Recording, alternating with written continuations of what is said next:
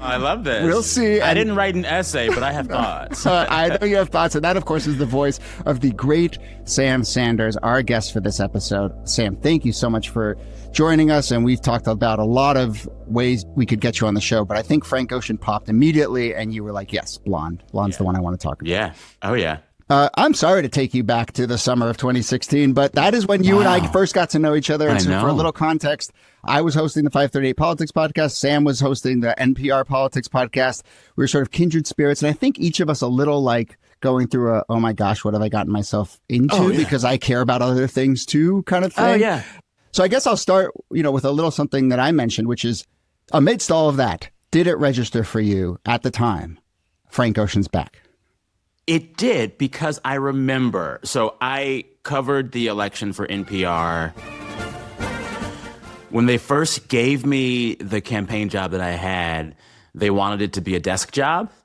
They were like, you cover internet and memes from The Office. And I got mad about that. So I said to them early in the campaign season, just send me to cover anybody. I'll do whatever just to get me out of the office. And they said, well, there's this Bernie Sanders guy. He keeps campaigning. I doubt something's going to happen with him. You can follow him for a week. Of course, he went on to fully burnify that election. And I followed him for months, and then they let me just keep going. And I followed a bunch of other candidates. I followed Ted Cruz, and then I followed Hillary and Trump and the others. Kanye, to fit into this. But I remember once I got on the road covering the election, there were two albums that kind of got me through.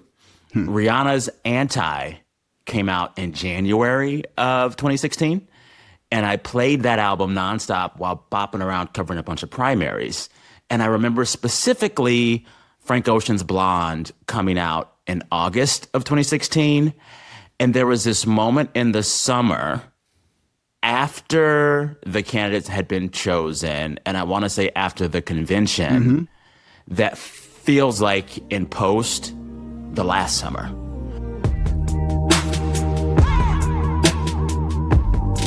I think I and a lot of journalists covering politics just thought this guy couldn't win. So we were like, have fun, enjoy it, it's wild, file those crazy stories, it's gonna be cool. And I remember playing Blonde during that moment, specifically during like an off weekend I had in New York. I was in some campaign event in New York, and I remember whenever I traveled during that campaign, I'd give myself an extra day because why not? I want it. So I'd take an extra day wherever I was to enjoy the day in that city, eat something good, walk around. And I remember specifically walking around Manhattan, playing Blonde, enjoying a beautiful summer day, and just saying, wow. In the midst of covering this crazy election, I'm having this wonderful day with beautiful music. And it felt like summer, and in post, it feels like the last summer because everything changed after that. We know. Frank stopped making albums. Rihanna stopped making albums. And I haven't had a summer since then where I felt, I think, that free from focusing on the destruction being wrought by our politics, Yeah. I had that same exact, we lived basically the same news cycles. And I had that exact same intuition of like, oh, there's this little gap before the fall and we come back and we get to cover debates and yada, yada. So let me take a little vacation to Alaska. And of course, my little vacation to Alaska turned into a whole thing. But that is exactly that window where this album came out. Sam, I don't know if you remember, though. You and I, got to know each other that fall, and we texted a fair amount throughout that fall and saw each other at the convention and so forth. But in the late summer and heading into the heat of the campaign and the sort of rising stress levels, you and I would send little reminders to each other that were just like, don't forget to drink water or like go for a walk. And I remember sending you a text. I remember where I was and I was like, hey, Sam, like music. Remember music? And you were like, right. Yeah, music. It exists. It exists. We could turn it off and just, and that as I think about this album and that time, and then obviously my relationship with this album, it is one of those records that's just like, oh yeah, there's the other stuff of life, Yeah. Well, and it's so viscerally tied to the lightness I felt in that specific moment. It's like, oh, wow. Had he released this album 3 months later, my conception of it would be forever different. And because he's such an erratic artist, it was honestly probably just coincidence that we got him at that time that we got it. Because he's always been all over the map, and it's hard to pin him down. It just happened to be a really good circumstance that gave it to us right in August. I don't know. Yeah. Feels special. Just like you. During the pandemic, obviously time kind of collapsed. And one thing that, like, as I, did research on this and dug in a little bit, it's that, getting older thing where you're like, wow, 2016 was now a long time ago. Yeah. It's 9 years. Almost 10 years ago. Yeah. And internally, my head is in 2020. So I was like, he hasn't had a record in 4 years. Right. And I was like, no, he hasn't had a record in almost a decade. And that's a lot. And it does, looking through this lens, I mean, I didn't have the experience you guys did of covering the election, but it does kind of put in relief how much has changed and how that was a turning point. Can I ask a quick question just out of curiosity? When the election happens and you're in, covering a campaign like that, do you get it back? Does that time go back, or is it immediately? I mean, like, what do you mean? It does your time free up then? There's no more campaign at that point. Oh. Or in this case, is it just a whole new thing? Because I think it was a whole new level with Trump winning, and a sort of, to Sam's point, a realization that, that frenetic pace is the new normal. Yeah. Every day is going to feel like this. Yeah. Well, and because I knew, so it's funny, I got this campaign job and everyone was like, this is the job of a lifetime. You're on your way. And I remember halfway through covering the election, I went to my bosses and said, thank you for the opportunity. I will not be covering politics after the election. And that's before I knew Trump was going to win, but I knew that was not sustainable for me, that life. And so actually, my last day covering politics was the inauguration. And then I went into pilot mode for a new podcast.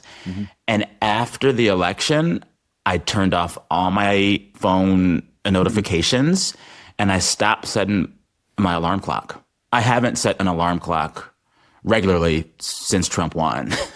I just left it entirely.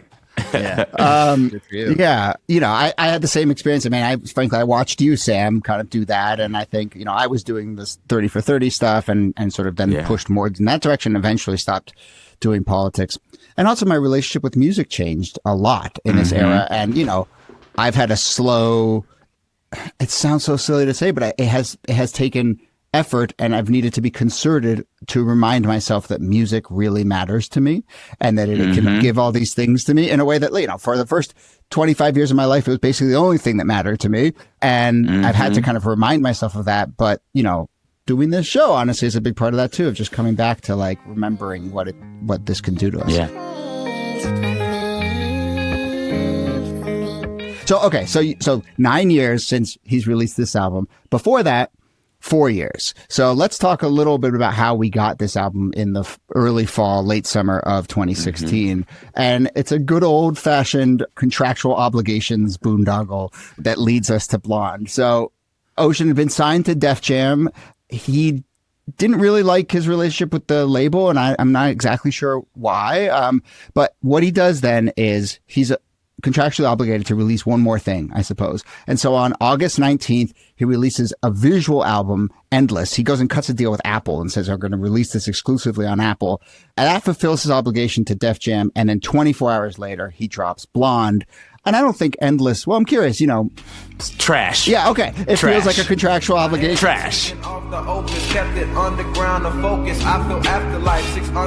I tried to watch it because it was like him in a room building something. And I remember making it 20 minutes in and I got mad at Frank Ocean. Yeah. I was like, what the fuck are you doing to me, man?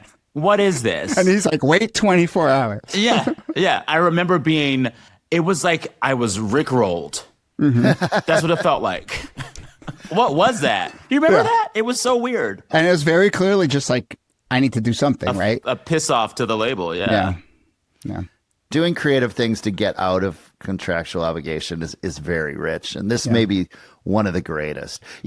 This idea of him splitting with Def Jam is interesting because, I mean, I have no idea why. I looked into it, and I don't know that I found anything that said why, but it just strikes me that he's a very smart person. And, with the success of his first record, it must have become obvious that, the label takes a lot. in this day and age when distribution's off the table and you can get music straight to your fans. Yeah. And it may have been just like, you know what? I'm in a bad deal. And things have changed. I used to work on my feet for $7 an hour. Call my mama like, mama, I have a different theory on it. Yeah? What is that? I think, and this informs how I think about Blonde. Frank Ocean is a man who makes depression music. And he strikes me as a depressive and someone who is incredibly moody and lives in his own head. And that makes for great music.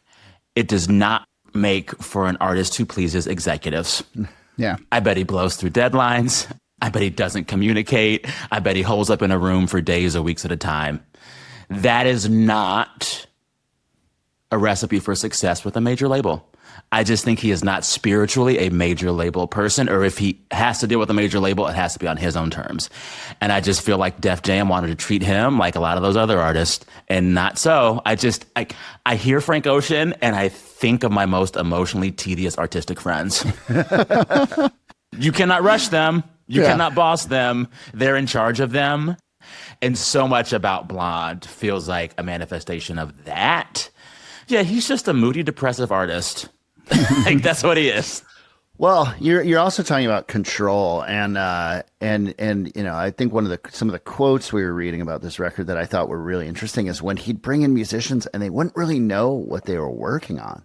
Yeah, and that's fascinating to me. Where people, he'd say like, play that, and they'd play it once, and he'd say, okay. Yeah. I want to play you something else. And they never know. It felt like Kanye when he was building the Fantasy album in Hawaii, where he brought out this Murderer's Row. Yeah. Didn't he also do that thing where he rented out the Superdome and he put everyone in like a different room and was like, you just do this for the next day, and you do this, and you do this. And then like, you know, I don't know if that may have been the breaking point. But that's the way every day goes, every time. But yes, the way he collaborates. It's so funny, Craig. Yeah, because you get the sense that people are like, feel very warm towards him. They don't say he's like, oh, he's a tortured, prickly, you know, awful artist, but they also are kept in the dark. And so I don't know, just collaborating with him must feel like a very strange experience because you know you're part of something great, but you don't maybe see the full picture at any given moment. Yeah, and I think technology allows us to record that way now more, where you can fly things around so that it's all digital. So even if I'm saying like, play guitar to this, and someone does one take, and I say, okay, I'm going to take it and use it on a different song. And you might never know. And that's part of the way technology allows us to work now. And it feels like he's in control of that. One of his collaborators talked about how he likes to have a printer in the studio, and they'd be talking about architecture or something, and art, and he would just print out a photo.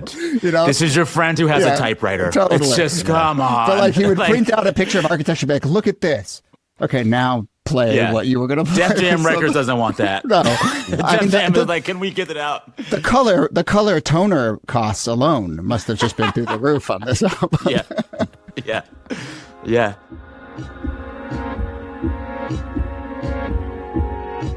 Okay, so let's talk a little bit about the Def Jam and the contractual obligations. Again, this is a little bit of speculation, but what we do know that this album was being worked on for like 3 years. So there was probably a little bit of like, hey, Frank, where's that next album? Can you finish it? Can you finish it? But also specifically, you know, the classic label question of like, where's the hit? Where's the single? Right? And, you know, Channel Orange, for all its subtle beauties, has some like just pure, brilliant singles. And that's what a record label does with and for you. They make sure you have radio hits. Mm-hmm. Do you hear those singles on Blonde? I don't. I don't. I hear songs that fade into oblivion. I hear songs that become other songs. I hear chord changes that I could never hear on Top 40 radio. And I hear a lyrical delivery that is sometimes just shouts and murmurs. Yeah. But like, that's the beauty of it. This is not an album to be heard on the radio at all. And the previous one had a lot of songs that were made for the radio. Yeah.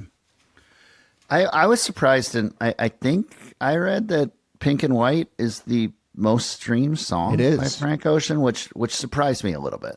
Yeah. I've never heard that song on the radio. Right. Yeah. But it's weird. It's also a Beyonce feature that is perhaps the most subtle use of Beyonce's voice of all time. Yeah. Yeah. I wonder, but it feels like it's just put on everyone's personal playlist.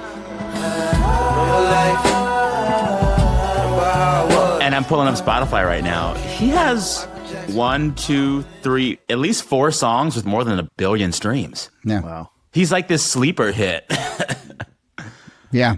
No, It's kind of amazing. I mean, we talk about Channel Orange and the shift into this album, but I think like Forrest Gump is one of the best songs written this century. I mean, it is a perfect song, and it is also one you can play on the radio. Yeah.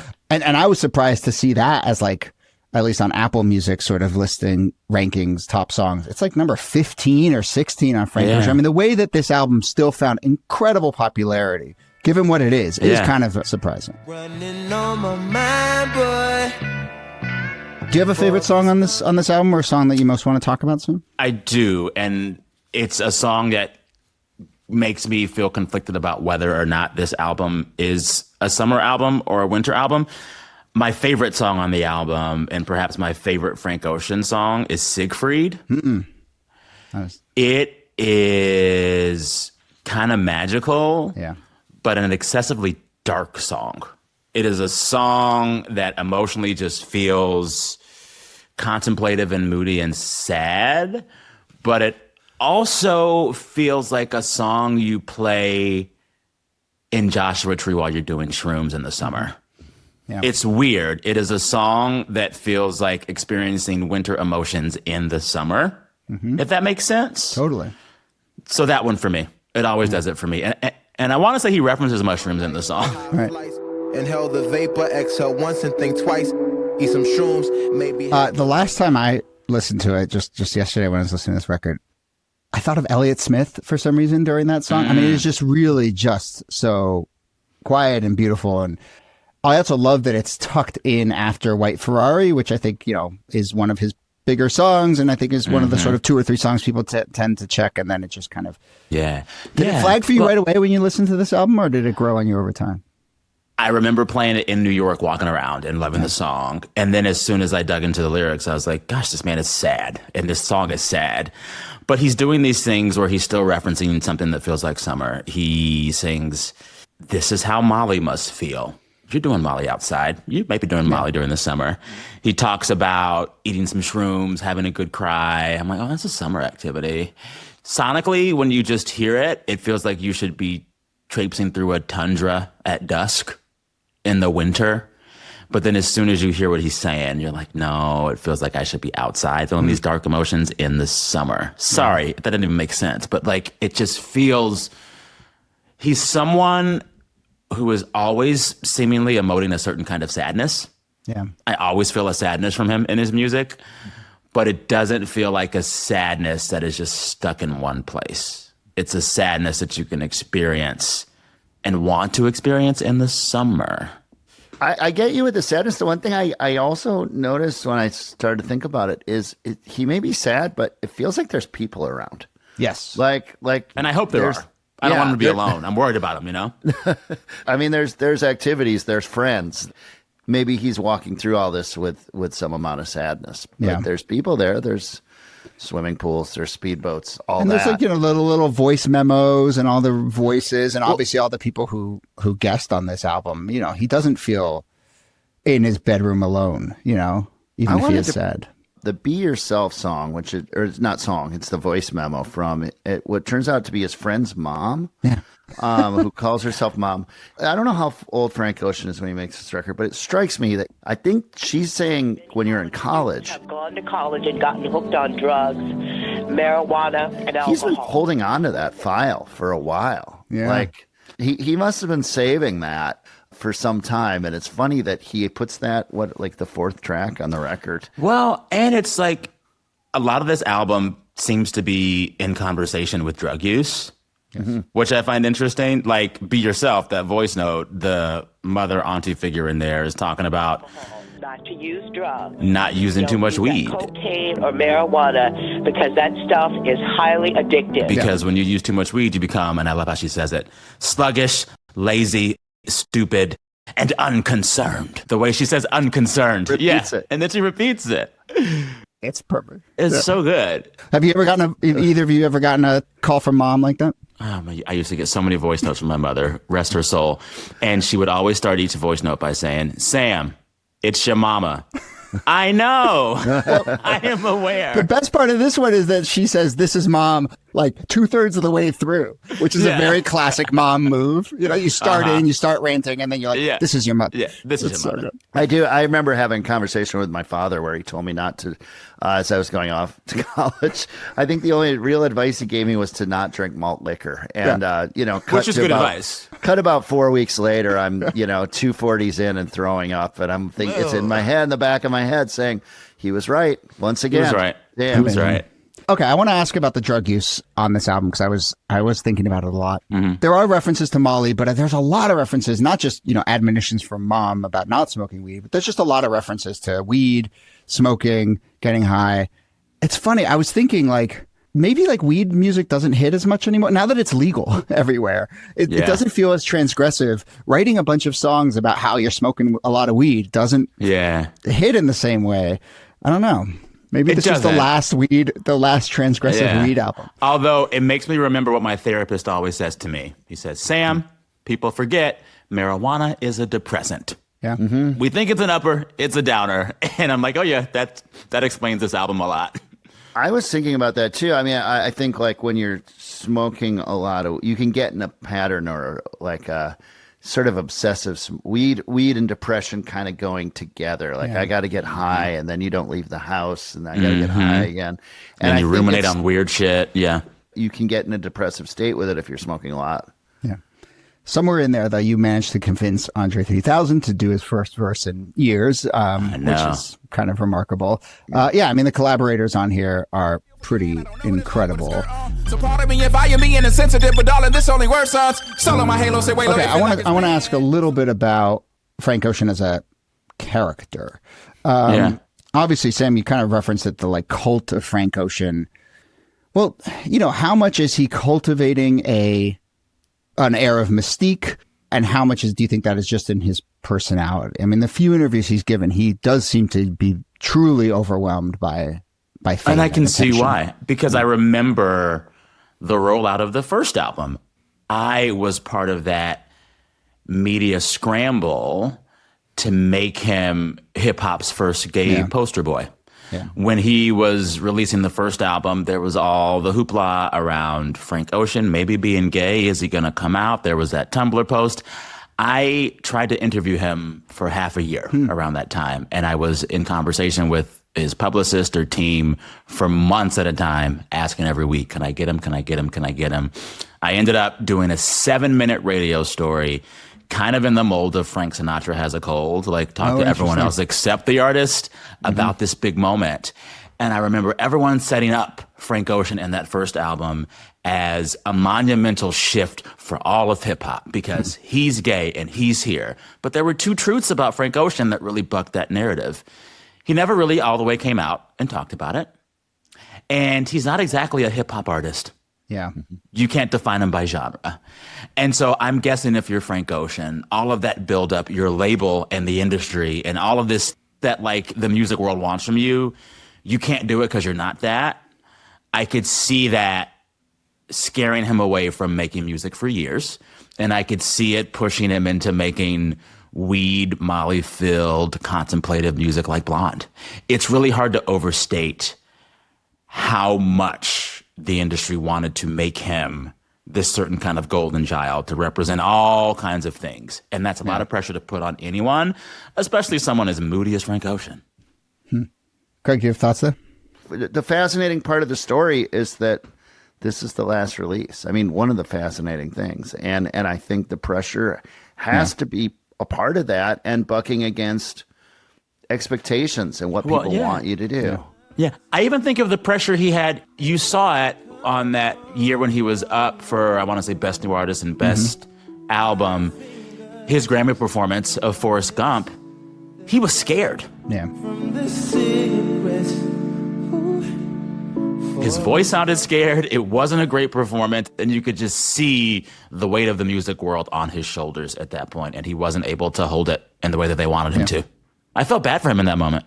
Sam, I do want to ask you how his sexuality became such an overwhelming story, but also at the same time, I mean, I think, and maybe this is the reason people were so kind of glommed onto it as a storyline, he just writes songs and he just happens to use he instead of she. You know, Exactly. He's not really doing anything other than just using the appropriate pronoun. But otherwise, they are just very subtle love songs. Yeah. Yeah. And so maybe that's part of it, too, that he was just like, look, I just wrote a song about someone I happen to care about. You know? He strikes me as one of those people, and this is, you know, a part of a lot of gay men's journey, where it's like there's that several few years where you don't put a label on it and you don't want to, and you're just like, I just like the person and it is what it is. And like, instead of being able to have that journey of language and identity and shift on a small stage with your friends, he was kind of being asked to do that in front of the world as he released his first debut album. Yeah. I can't even imagine what it's like to go through that. You know, he and I are similar in the fact that we're both black and both gay, and our journeys probably took a while. It took me several years to really all the way come out. And we don't talk about that reality when we think of coming out, because we have coming out day and it's one conversation and you do it. In actuality, you are constantly coming out for a very long time to different people in different ways. And doing that is really hard. And Frank was asked to do it in one fell swoop with a whole album and a rollout. I feel sympathy for him. Yeah. I feel sympathy for him. I thought that I was dreaming when you It was a said- Tumblr post, right? Yeah. It was how did, and that was pre-Channel Orange. Yeah, so it's July 4th, 2012. It's a few days before the release of Channel Orange. I think it is a little bit related to the fact that, I mean, I don't know what he could have done to be like, you know, in the press release wouldn't have said like a new album from the gay artist Frank Ocean, right? He wasn't like announcing it, but I think people were starting to pick up on like, oh, I think he's using he. Oh, is this song? Oh, is Forrest Gump? And like, I think a lot of people were like, listen to Forrest Gump. We're like, oh, amazing. And then it's like, oh, he, interesting. So I think people were starting to just pick up on it. The internet was probably, you know, it's the Tumblr era, but I think he felt a little bit of a need to get out in front of what was he saw as, oh gosh, this avalanche of questions is going to come. So he writes this Tumblr post just a few days, which again, like a lot of these situations, he probably is trying to just be like, set the record straight. Okay, cool, whatever. Like, let's keep it moving. And instead probably just makes it a even bigger thing. Well, I'm asking because I don't remember, but was there, he was connected to Odd Future. Yeah. Who, you know, Tyler has used language that I think that got pushed back on his earlier records for being homophobic, I believe. Is that correct? Yeah. And so, you know, was that part of the story?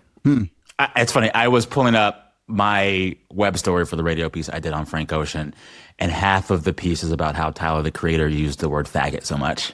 Yeah. This is what he was walking into. It's like he was having to speak to that. He was having to speak to hip hop's homophobia. He was having to speak to desires of fans. And in no way in that media cycle was anyone asking what Frank Ocean needs. You know, it's pretty shitty. Yeah. Yeah. We should take a moment. I mean, Tyler, the Creator, from everything I can see, has really kind of Now, he's evolved and yeah. But also like, we should take a moment to just be like, my God, Odd Future. I mean, talk about a little collective that just went All on hits, to, no skips. It's Sid, incredible. Yeah. Earl. Who does Bad Habits? What's that? Steve Lacy. He was part of that too, right? Yeah. I think so. All of them. Yeah, All of them. it's like really remarkable. I remember seeing that for the first time. There was a video of, I think it's an Earl Sweatshirt song, but they pull off their fingernails. This is really shocking. Yeah. And then they put a bunch of stuff in a blender and drank it. And it was like the most punk rock and crazy thing. I remember being like, I kept playing it. And that's sort of where all this started in some way. And I remember thinking Frank Ocean, you know, there's Earl Sweatshirt, Tyler, the Creator. I thought Frank Ocean was going to be, I don't know. I think there was going to be something like over the top when I first hit play that and ended up being more sensitive than I was expecting. Totally. Yeah.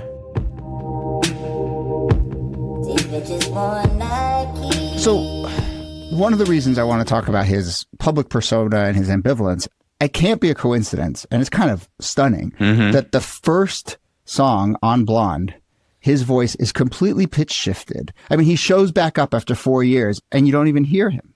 right? He's completely masking himself and manipulating himself for an album that is so, thought of as so confessional and so kind of intimate. There's also all these moments where he's just like, I kind of don't want to show you.